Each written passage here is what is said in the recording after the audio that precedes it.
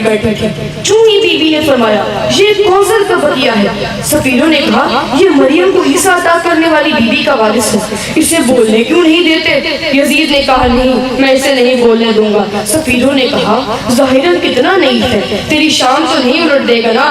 یزید نے کہا ٹھیک ہے آ جائیں۔ سید سجاد نے بسم اللہ پڑھ کر خطبہ شروع کیا۔ سید سجاد نے فرمایا ہم وہ ہیں جن میں محمد آئے، ہم وہ ہیں جن میں علی آئے، ہم وہ ہیں جن میں حسن بھی ہیں، حسین بھی ہیں، جن میں عباس علمدار بھی ہیں۔ پھر سید سجاد نے فرمایا جس نے محمد کو دیکھنا ہو مجھے دیکھے، جس نے علی کو دیکھنا ہو مجھے دیکھے، جس نے ابو طالب کو دیکھنا ہو مجھے دیکھے، جس نے جعفر طیار کو دیکھنا ہو مجھے دیکھے۔ پھر سید سجاد نے یزید کی طرف اشارہ کر کے فرمایا اے سفیر روم، یہ جو تخت پہ بیٹھا ہے اس سے پوچھو قرآن میں دو گروہوں کا ذکر ہے، ایک گروہ حزب اللہ ہے، دوسرا گروہ حزب الشیطان ہے، اس سے پوچھو اس کا تعلق کس گروہ سے ہے۔ پھر سید سجاد نے فرمایا اے سفیر روم، یہ جو تخت پہ بیٹھا ہے اس سے پوچھو قرآن میں دو شجروں کا ذکر ہے، ایک شجرہ طیبہ ہے، دوسرا شجرہ خبیثہ ہے، اس سے پوچھو اس کا تعلق کس شجرے سے ہے۔ پھر سید سجاد نے تلوار کی طرف اشارہ کر کے فرمایا تم میں سے کوئی ہے جسے ہماری طرح معراج نصیب ہوئی ہو؟ میرے نانا مصطفیٰ کو اللہ نے معراج پہ بلایا، ایک ہی رات میں مسجد الحرام سے مسجد الاقصیٰ تک لے گیا، وہاں سے میرے نانا نے سفر شروع کیا۔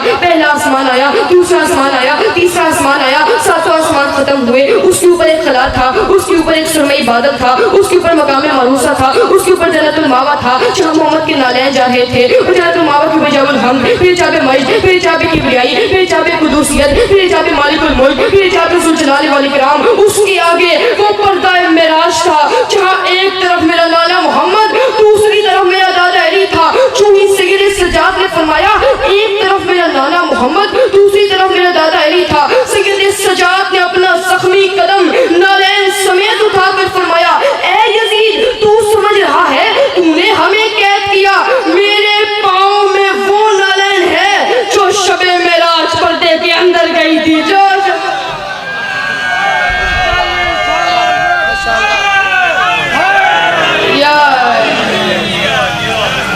میرے پاؤں میں وہ نالین ہے جو شب معراج پردے کے اندر گئی تھی۔